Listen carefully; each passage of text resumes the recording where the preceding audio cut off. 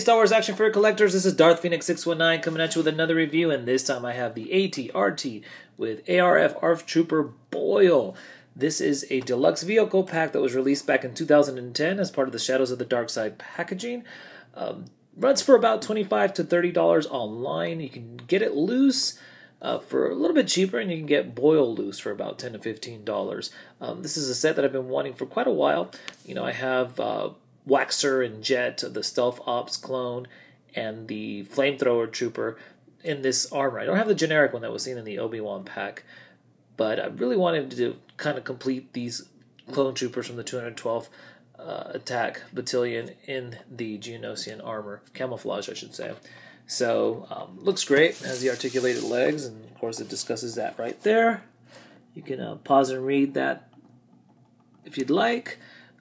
Just some of the, you get your Galactic Battle Game card and your die and some of the other Deluxe packs that were released at the time. This is a cool set too here with Clone Trooper Jesse. And yeah, it's just a portrait of the product. So I'm really excited to finally get this and add it to the collection. Let's go ahead and take it out of the packaging. Alright, so here is ARF Trooper Boyle out of the packaging. And yeah, very good figure. I mean, this is a mold that's been used hundreds of times by Hasbro, not just for the clone itself, but for the vehicle. And here are some comparisons. And, it works every single time, because I have a few of these AT-RTs with an ARF Trooper on them. The gun just fell. There's the 501st. And then we have one of Captain Keeley's squad members, and the one we're reviewing today. So, if you have any of these, and I know there's a couple other ones as well, it's the same mold, other than the paint job, same thing. So, there you guys have it. Now, before we get onto the vehicle, let's go ahead and take a quick look at the card. There it is, ARF Trooper Boyle, and there he is next to Waxer. And, yeah, you get your die, and you get your stand as well. So, let's go ahead and take a quick look at the vehicle itself first. So let's take off Boyle. And so yeah, I mean, very distinctive paint applications here. Match the Geonosian environment. So you got your browns and your oranges there. Got some Orabish writing. Very nice, just a very nice sculpt. Like I said, we've seen this a few times, but it works. And you got this missile here that rotates back and forth, up and down. So, very nice. This antenna right here is removable, and it does tend to fall off easily. So, be careful with that, or super glue it in there. But yeah, some nice details. Solid paintwork, very nice. Legs are articulated here at the feet, just kind of have an up and down movement. And then you have some articulation here at the hip, I guess you can call it. So, you got to balance it just right. And then you have the handlebars that do go up and down as well. And there's some paint scuffs there, but not a big deal. But overall, very cool. Very cool vehicle. And he does sit on there, for the most part, after some fidangling, sits on pretty well. So now onto the figure itself. I really do like the sculpt and the mold of these ARF Troopers, because they have some really great articulation. And it comes with your standard blaster there, nothing too special. And the elastic is still on there. Get a focus. And yeah, just some wonderful, wonderful paint applications here. The Geonosian armor looks great. The paint scheme looks great.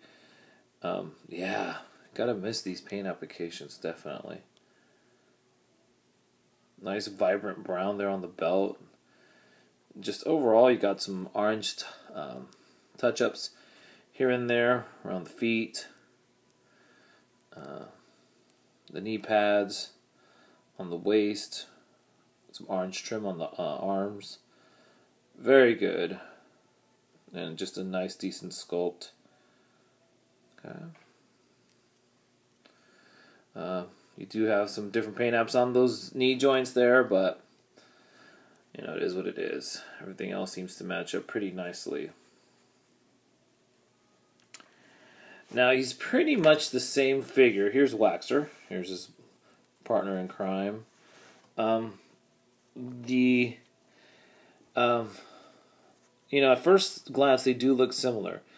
But there are some major differences. So they can see on the legs there, a lot more paint applications on Waxer.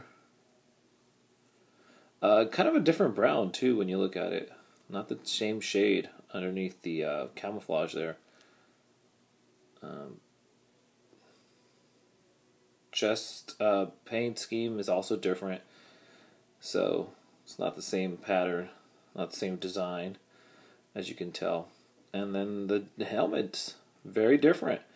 So you might think, oh, I don't really need one if I have the other, but no. There's definitely some variations in the figures that definitely warrant picking up both.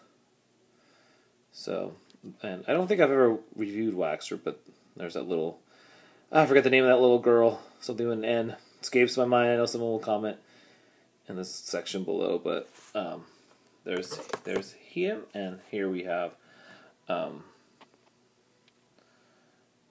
that little almost anime style portrait of the character. Can't remember her name.